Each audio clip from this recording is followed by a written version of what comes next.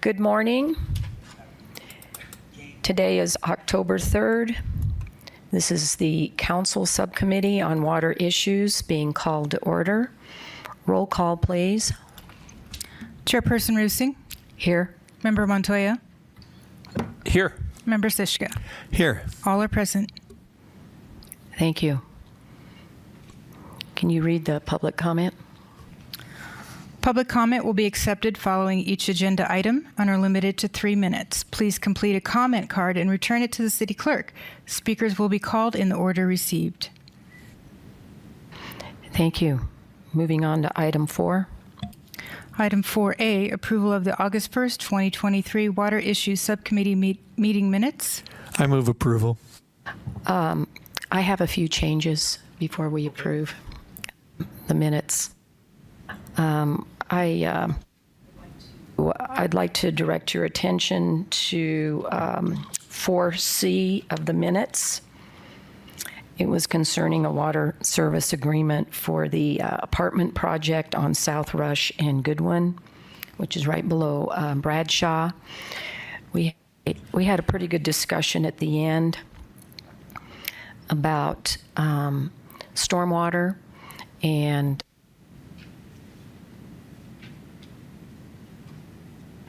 also we mentioned some comments about phase 2, and I would just like some corrections to be made.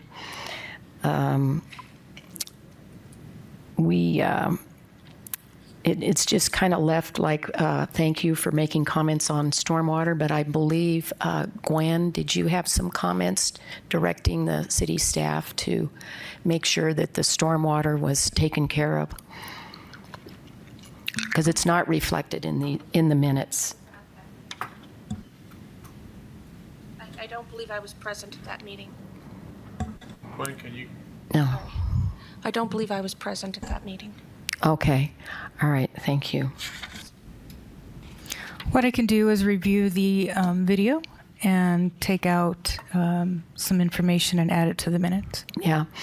And also we made a few comments about phase 2. I had some concerns about whether or not that hillside was even going to be buildable and whether or not it was going to be even accessible from Bradshaw Drive.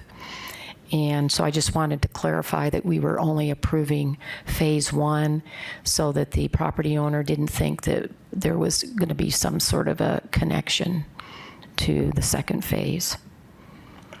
Thank you. Any other additions? Okay. Then I move approval with corrections. Thank you. Second. All in favor? Aye. Aye. Motion passed. Yes, passes unanimously. Okay, moving on to item B.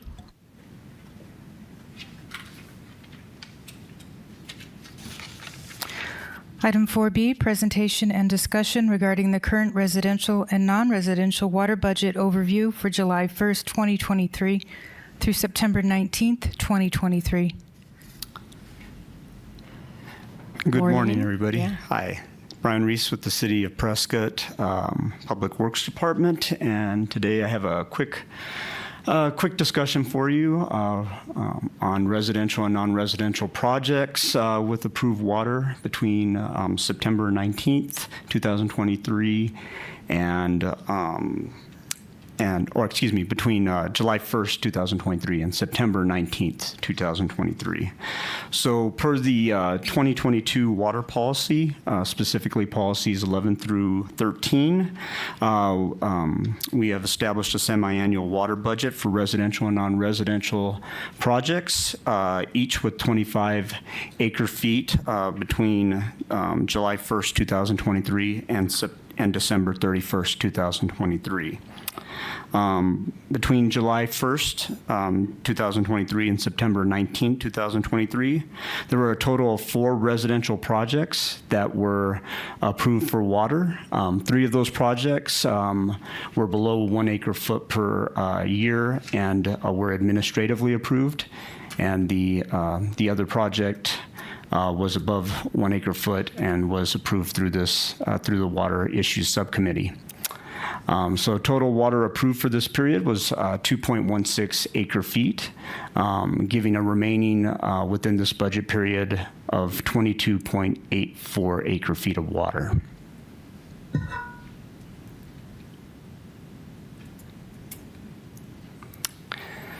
For commercial projects, there were 5 commercial projects approved between July 1st, 2023 and September 19th, 2023. All of these projects were below the 1 acre foot threshold and were administratively approved, totaling 2.21 acre feet and giving a total remaining for the budget period of 22.79 acre feet. And there was a total between July 1st, 2023 and September 19, 2023, there was a total of 13 projects that were approved under existing contracts. So this water is not included or subtracted out of any of the budgeting, but gave a total of 2.46 acre feet to date. So that's concludes my brief discussion on the water budget. If there's any questions. Does anyone have any questions? No, ma'am. Okay. All righty. Thank you, Brian. Thank you.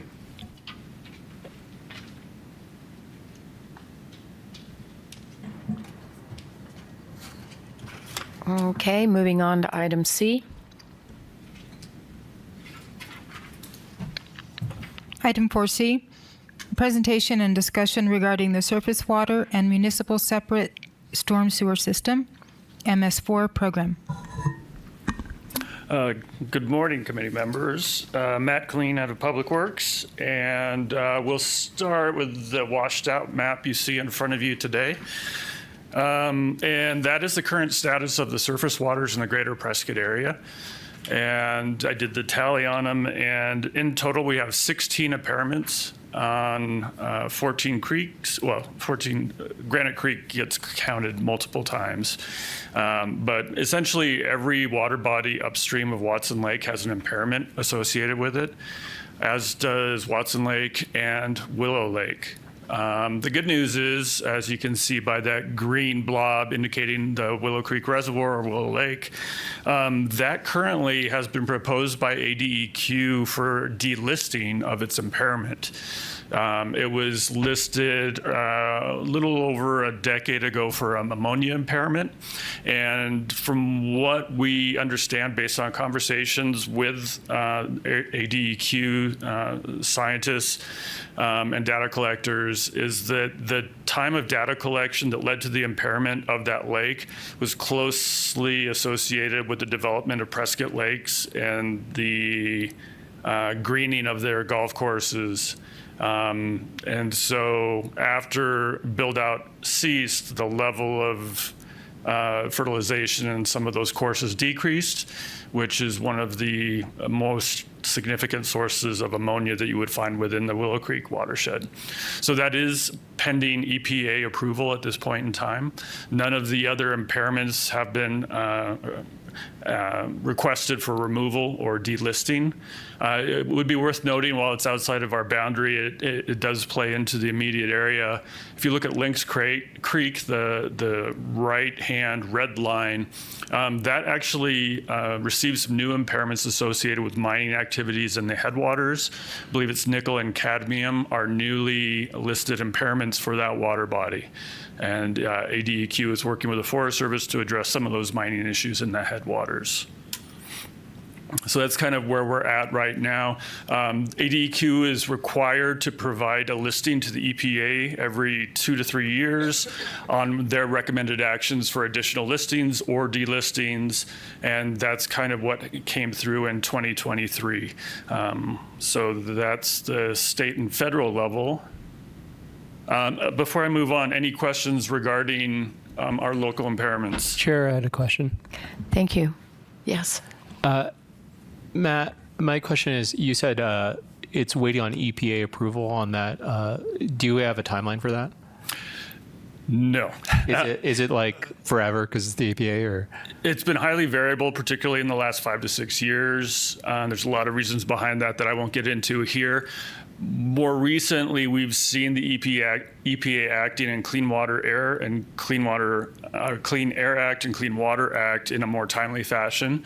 So unless there are significant challenges that the EPA has to ADEQ recommendations, I would expect it to go through in a relatively smooth process and to be EPA approved within this calendar, within a year from today at least. So before I get off council? Most likely, yes. Just checking. Matt, I just have a question. Is there any danger of contaminating our drinking water system from any surface or stormwater runoff?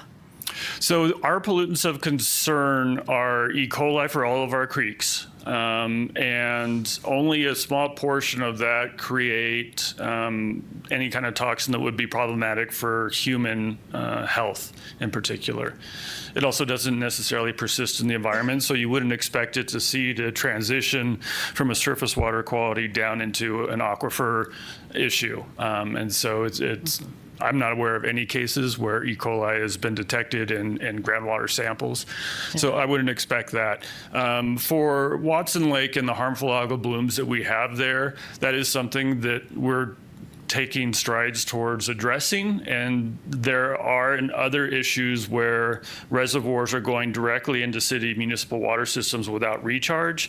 There are more immediate concerns there because you don't have the filtration that thousands of feet provide that we receive in the airport area through our recharge operations. Yeah, the reason why I asked was this summer I was in Chama, New Mexico, and because of all the spring runoff, I guess it contaminated the drinking water supply because they had a lot of septic tanks and a lot of residential wells, and the whole town was under a do not drink or boil water order, and we had no idea how long it was going to last.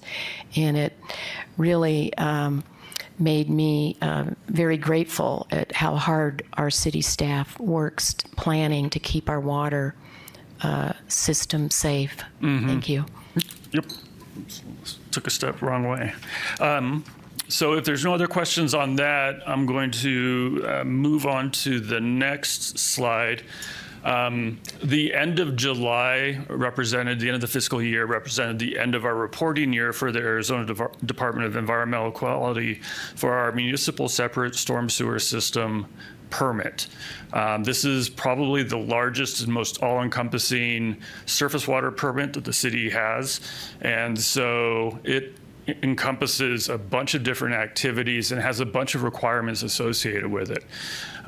There are 6 core areas that are referred to minimum control measures, and they range from education, they're in the squares in the middle of this brochure, to public involvement, pollution identification and prevention, construction site issues, post-construction for commercial and subdivision level development, and then good housekeeping as well.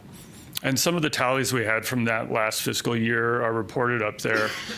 City stormwater staff do receive and try to be the first responders for our drainage calls that we receive during particularly monsoon season. But this year, this last calendar year at least, in the springtime with our rain on snow event, we had a number of issues popping up throughout town associated with that. So our staff take those calls and then do essentially a triage on them to figure out if there's a pollution issue that we would need to be first on scene to evaluate, or whether this is a routine streets maintenance issue, fundamental issue with infrastructure that would need an engineering evaluation or otherwise.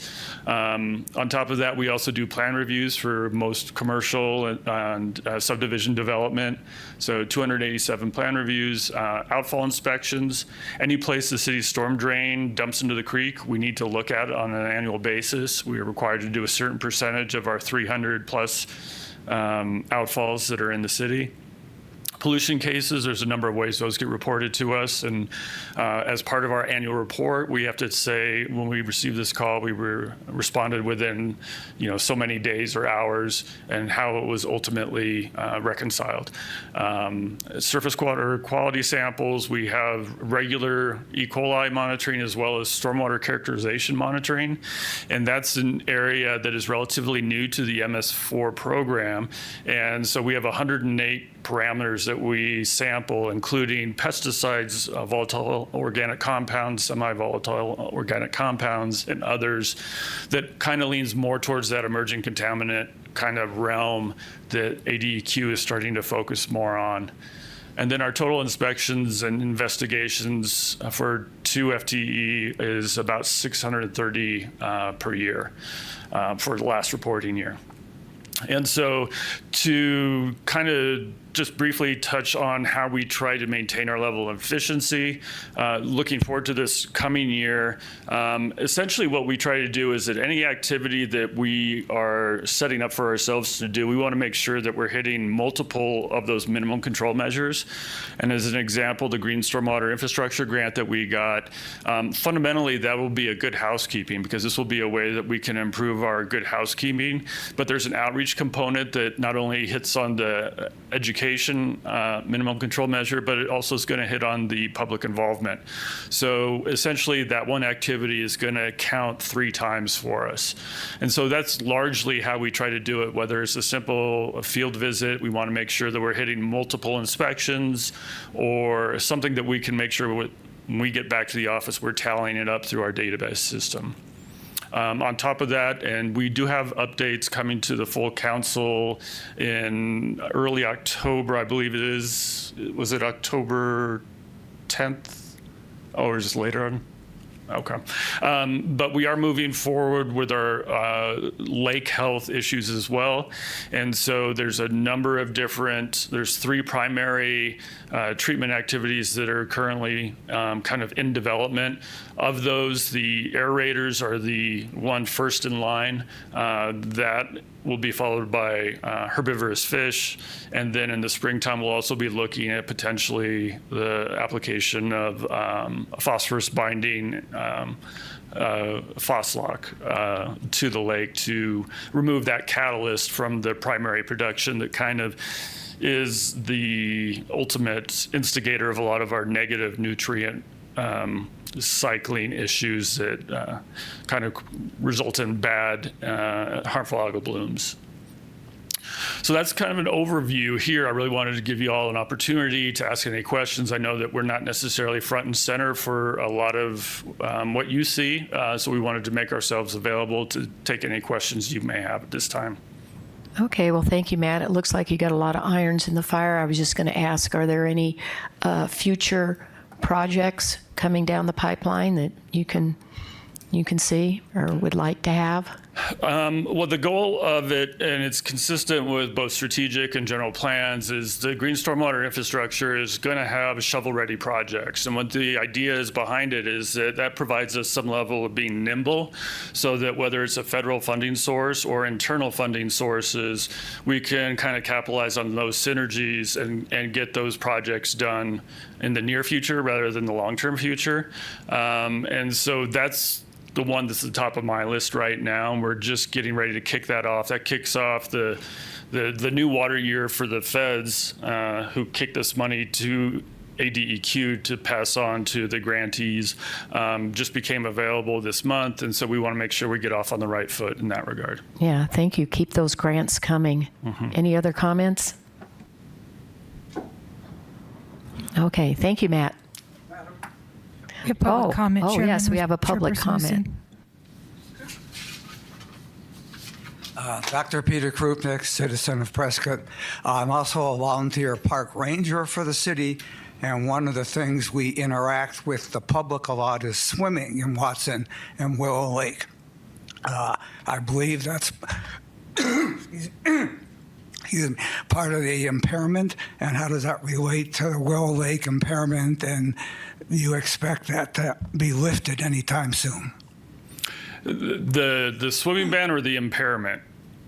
What? Are you asking about whether the swimming will be lifted? Yeah.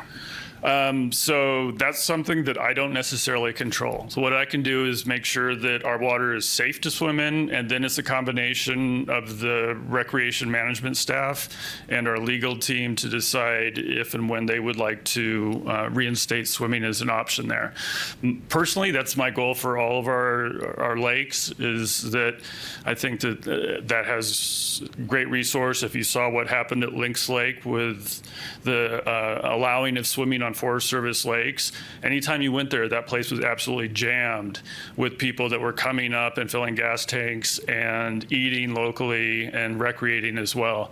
And so to me, making that resources available for those ecotourism dollars is one of my personal goals. Thank you. Thank you, Peter. I've heard of, for over many, many years, people wanting to be able to swim in Watson Lake. And I believe we have another, do we have another public comment? Thank you.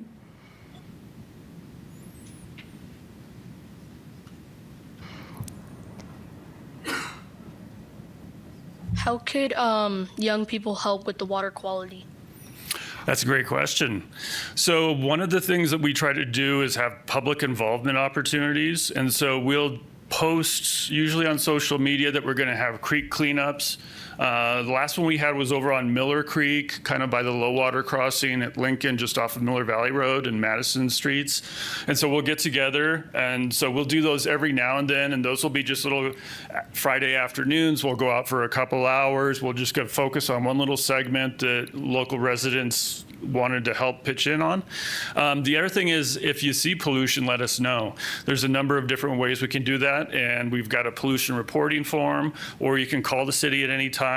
I should have a card with me, and so that if you were to see something out in a creek bottom, or if you were to see like if somebody was dumping like a paint bucket in a storm drain, something like that, that ends up in the lakes or creeks or both. And so we want to know about it so we can go out and talk with those people and let them know that there's better options that would help protect our creeks. Okay. So Could you please state your name and address for the record? Dorian Bruffett and 2922 Delview Lane. And your name was Dorian? Yes. And how can you spell your last name? Bruffett, Bruffett. Bruffett. Okay, well, thank you for speaking, and we'll keep in touch. Okay.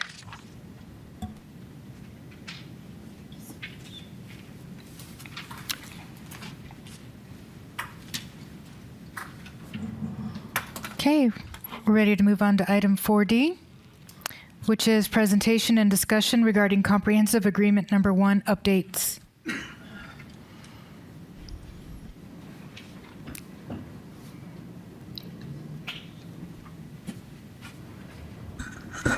Good morning, Subcommittee. Leslie Grazer with Public Works. Good morning, Leslie. I think the last time I saw you, we were out at the Depot Ranch on the tour on September 22nd. That's correct. Yes. It's good to see Very informative. you and the whole group again. I'll just run you through this. You had a very small memo on it, but we're going to be focusing on the groundwater modeling contract, which is part of comprehensive agreement number 1. Otherwise, we'd probably be here all day talking about the overall picture of comprehensive agreement number 1. So the agenda. So we're just going to jump into this. It's important to know timelines, and I thought this might be helpful to kind of restate where we're at and why we're at where we are. So, of course, in 2012 is when comprehensive agreement number 1 was executed. It wasn't until 2017 that we had the model work begin. And then I move to the next slide. You can see we had a lot of activity. In 2019 is where we added some monies to the contract. We were pretty confident based on our technical group, so that includes both Matrix New World, who supports the city in Prescott Valley, and then Leonard Rice LRE Water that supports SRP. Those gentlemen who have done modeling for many years said, wow, that contract's probably a little low to get what you want done. So that was one of our milestones there, that we were able to fortunately move monies from our modeling side, our monitoring side, over to our modeling. The monies were already in place for this contract. We weren't going back to ask for more. 2020, we looked at extending that contract. 2021, we had to push some more money into it and extended it to July of 22. We had some more extensions come along, and I don't think today is necessarily going back in time to say why we had to do each one of these things. We did have some changes. That our original modeling firm was known as Golder. They had acquisitions, they had employee shifts, things like that. We had shifts in our own comprehensive agreement number 1, where we had people retiring out. But where we are now is in 2023, and we have extended that contract to August 15th, 2024. And the reasoning behind that, because we had one more shift in their internal leadership at WSP. And it's a month, so I don't think it's a huge issue. We had to make sure that we were agreeing to what was going to come out at the end of all this. So, and if you've been on modeling projects, they can be extensive. But let's look at now, where we're at in this last push of this 15-month period. So this is a Gantt chart, and of course it's not entirely fun to read these, but the important part is once we were up and running again, we were going to review the recharge framework of this final report. On the far lower right, you can see Wednesday, August 2nd, 2023 was when we had to make sure we came to agreement on the materials they provided. Our specialized technical consultants reviewed it, and we reviewed it, and we met that deadline. So that portion is complete. Now, when you hear words like, what's review of the recharge framework, what does that mean? So here's just a cartoon, basically, and what we were struggling over was the recharge side. I know that a lot of people say, well, it's just so straightforward, but unfortunately it's not as straightforward as you think. And it can have a real impact on how that model runs. So we were still engaging and making sure, do we agree upon what the mountain front recharge flux was in that model? What about the mountain block? What is that contributing?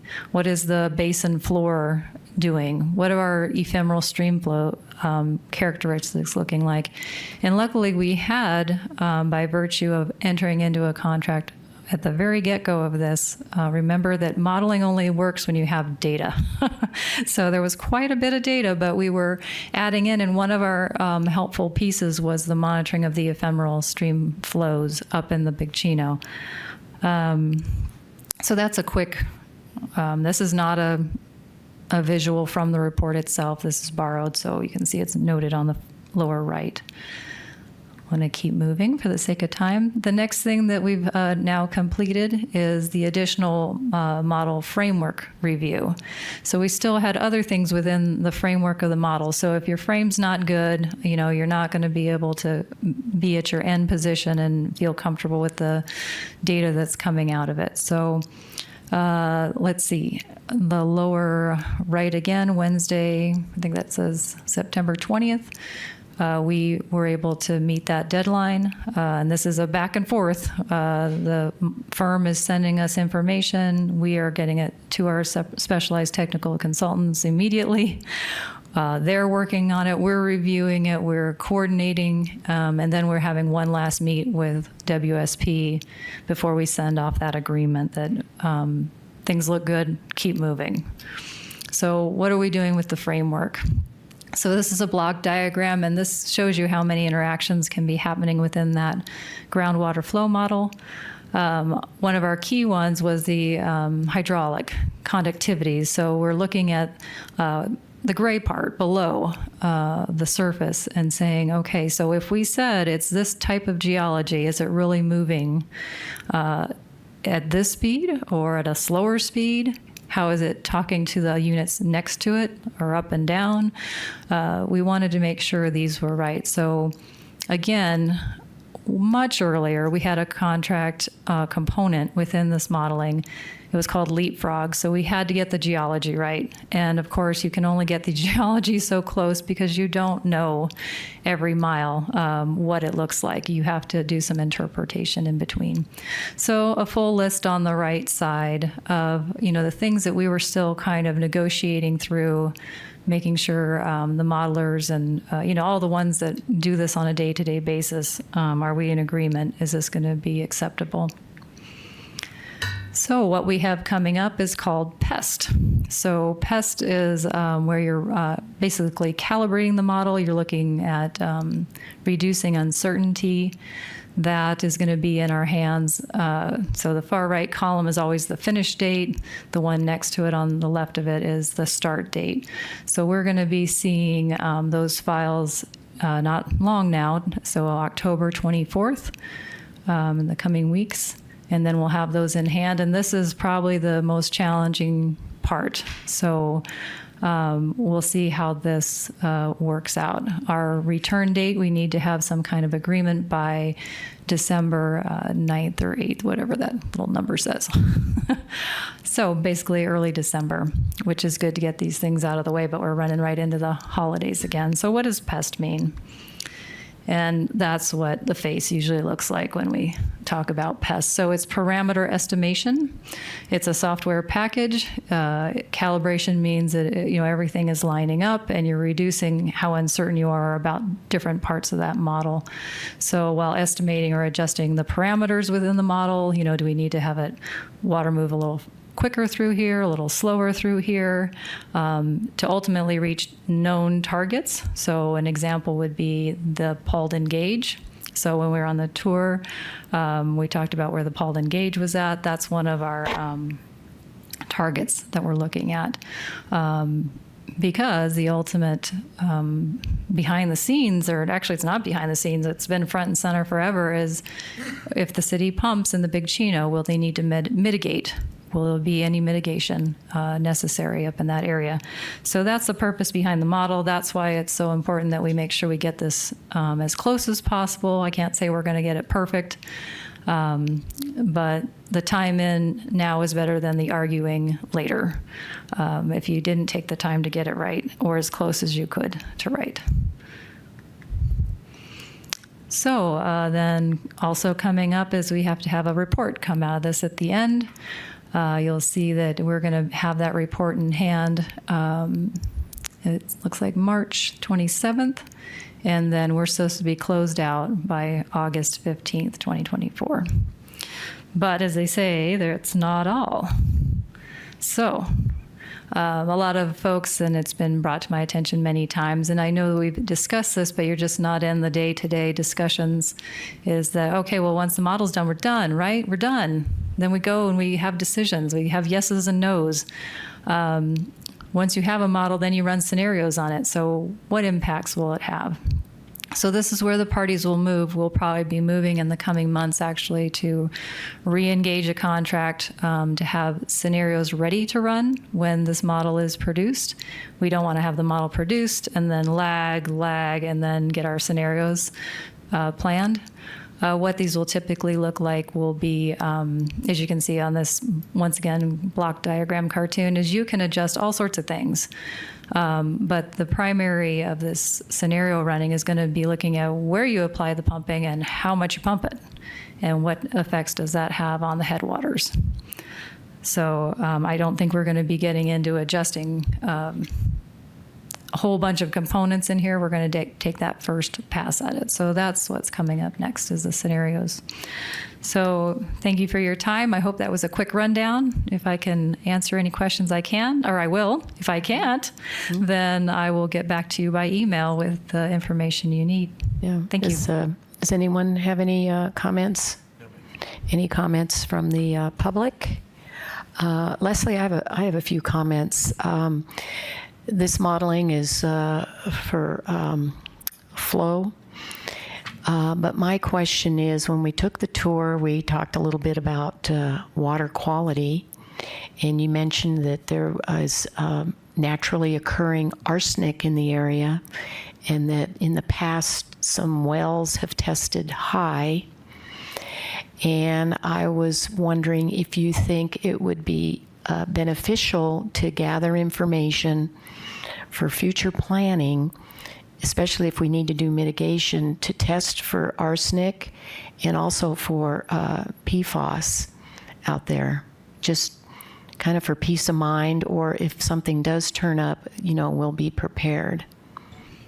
So I would point to the geochemical work that we had done as part of Comprehensive Agreement 1 while we were under the monitoring phases.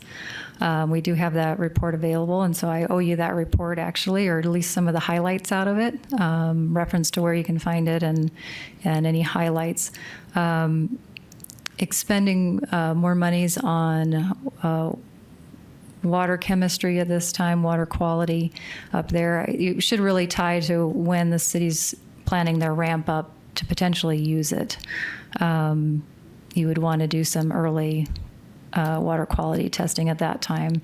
We also have quite a few documents when the city purchased the property as well. So environmental assessments were done, and those can be made available too.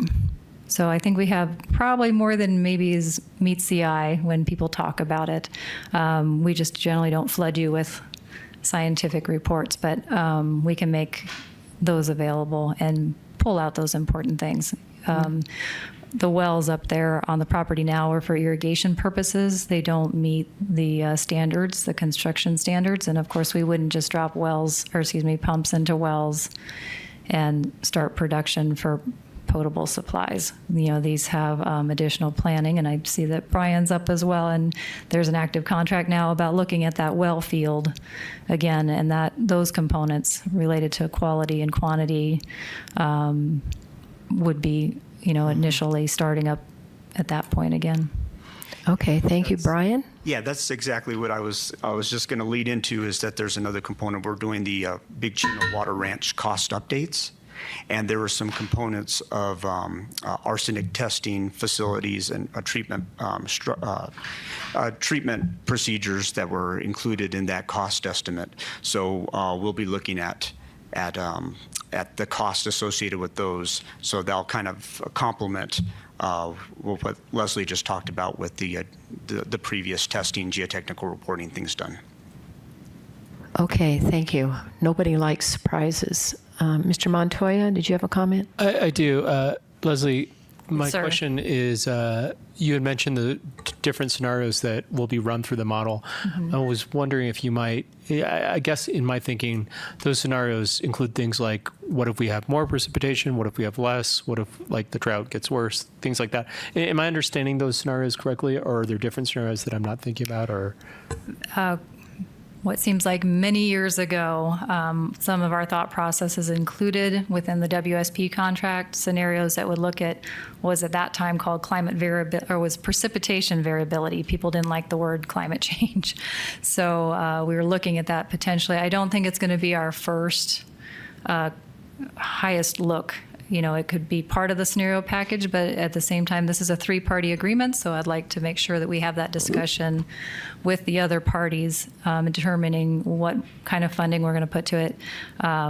Do we just need to know right now, will pumping impact the Verde? And then if we're ready to go after some precipitation changes, climate change, that could be a discussion as well. So it's not off the table. It's been considered long ago. Okay. So broadly speaking, how many scenarios would the model encompass essentially then? Or do you have an idea? I think our first pass at it before the contract expired, because we were having a timing issue with the model itself being completed, I think we were looking at 3 different scenarios, and they were mostly focused on pumping and, where you put the pumping, location and volume, and what effect does that have on the headwaters? How does the model predict it? So those will be our top layer, and then we'll see what else everybody's ready to work in. Thank you. I appreciate the clarification. You bet. Thanks. Real quick, I just wanted to also mention that another important component of pumping is that that these scenarios are going to look at pumping from all sources, not just from the Big Chino Water Ranch, because this model is to look at the entire Big Chino watershed and all of the contributing factors that lead to reduced flows in the Verde River. So, to Brian, to your point, one of the things that was suggested earlier this year by Prescott Valley was a concept of pumping and then immediately recharging. And there's some question about whether that can actually be done logistically or even legally. But I guess my question is that a scenario that is potentially kind of considered? Yeah, definitely on the table. I mean, as we're moving forward, since this project has started, there's been a lot of changes. There's been a lot of new technologies, a lot of things that have happened through our legislature and through our water resources, through the cap and everything else. So I think for me, all of those things are on the table to look at and evaluate, come up with the best alternatives. Thank you. Any more comments? Oh, we have a comment from Peter. Thank you. Dr. Peter Krupnik again, but I think at this point I'll be talking for the Citizens Water Advocacy Group. As you're aware, we've been following this effort, CA1 into CA2, from the very beginning. We would hope that as reports or documents are completed, they would be available to the public for review. I'd also like to add, with respect to the last comments, that an aquifer is not a spring. You can pump, draw water down, you turn the pumps off. It doesn't necessarily bounce straight back up. There's a significant time delay in such activities. The literature is full of that. I actually ran models of the Paulding gauge for turning the wells on and off, and it's not down off in the same time. It takes longer to recover than it does to pull it down. We need to be aware of that. Thank you. Thank you, Doctor. Well, hopefully this will be our last extension. I'm keeping my fingers crossed. Thank you, Leslie. Famous last words. Yeah, thank you. And you'll be long gone. I will be. Okay, and next up we have Kay. Item 5 is general announcements from staff. Good morning, Subcommittee. This Thursday, October 5th, we're going to be out at Kubler Park. It's at 1185 Commerce Drive. It's a Project Wet participation event. Some of us will get there as early as 6:30 on Thursday morning, and we'll probably stay past 2 o'clock because we need to set up and we need to break down. But there's actually another slide that I don't see it if it's the next. Is there another slide like this one that has some activities? No? Oh. I think, okay. Well, there was another slide that was updated, and but I could just go ahead and mention that some of the activities that are going to be at Project Wet are there's going to be one on groundwater, which is a groundwater model. There's a watershed display that we'll be instructing the children on. These are all going to be fourth graders.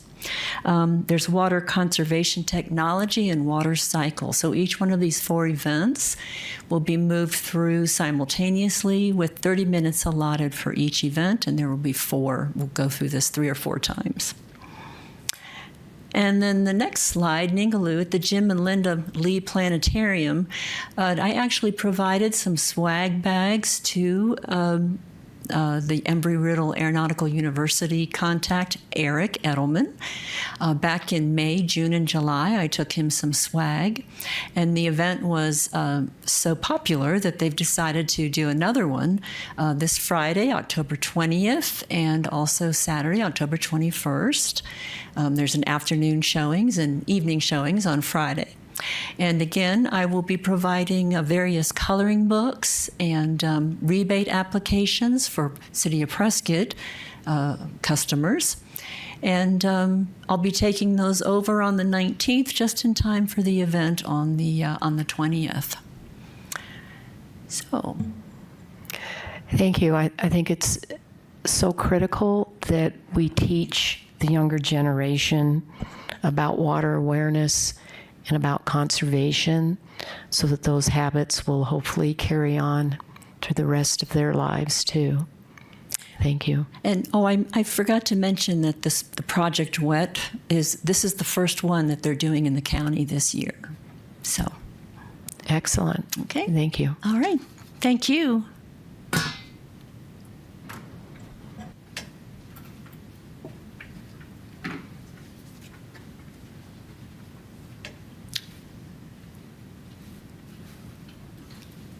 And I'm not sure if the next slide is available. Oh, maybe it's all together. Thank you. Yes, they were all together. Okay, so I just wanted to give a real quick recap of some of the things that went on in the water resources world this month. We had the Groundwater Usury Advisory Council meeting on September 25th, and we're very proud that Leslie Gracier, our own Leslie Gracier, is a member of that council. So during the council, the AMA director presided over the meeting. Subjects covered, withdrawal fees for the groundwater withdrawal was discussed. Kay Sito gave a presentation on the update to the water conservation page, which was utilized with the ADWR grant funds. And the AMA director gave us an update on various aspects of activities in ADWR, some changes in staffing, an update on the governor's water policy group, which I'll talk about in a little bit. And just various aspects of what was going on in ADWR's world and how it pertains to our AMA area. So, the Governor's Water Policy Council was set up earlier this year, set up into two subcommittees, the Rural Groundwater Committee, which Ron Doa of NAMWA sits on that meeting and gives us regular updates. They had their latest meeting on September 14th. So that Rural Groundwater Committee has the objective of trying to determine tools that can be used in the rural areas in order to better manage their groundwater. Aspects being discussed right now, some of the major ones involve around groundwater metering and pumping. There's no requirements at this point in time for monitoring or reporting of groundwater pumping. So that's being tossed around to see how that could be resolved. The other big aspect is trying to form a framework for the rural groundwater areas so that they can manage their groundwater better. In the previous legislature for the last few years, there's been this groundwater stewardship, local groundwater stewardship concept that hasn't been able to take off. So that's been kind of brought forward to see if they can get some common ground in order to establish that concept, or move to another concept if that concept's just not going to be politically viable to all the parties in the rural areas. So those are kind of the major issues that they're talking talking about. There's also the Assured Water Supply Committee. They met on September 27th. Unfortunately, I wasn't able to monitor that particular meeting, but going over to the presentation, they're looking at aspects of the Assured Water Supply Program and trying to strengthen that program with some guiding principles. Those guiding principles being, let me grab my notes real quick. Guiding principles basically to ensure, that there's water before growth for areas within the AMAs, that consumers are protected and for their water use, protecting the strength and the integrity of the Assured Water Supply Program, and enabling future growth to occur without relying on mined groundwater. And one of the directives is to not just simply rely on increasing the depth of pumping or decreasing the 100-year threshold for assured water supply. So those simple methods are not being looked at this point in time. So both of these committees have a directive to provide recommendations to the governor by December of 2023. So as we get into that threshold where those recommendations are coming out, we'll go ahead and have a more in-depth presentation on what's being tossed around as alternatives and what's coming out of those committees. That's all I have. Any questions? No, thank you very much. Thanks for the update. And I would just like to leave everyone with the thought that our Big Chino Water Ranch is outside our AMA. It's not in any AMA, and that's definitely something that should make us nervous. Thank you. This meeting is adjourned.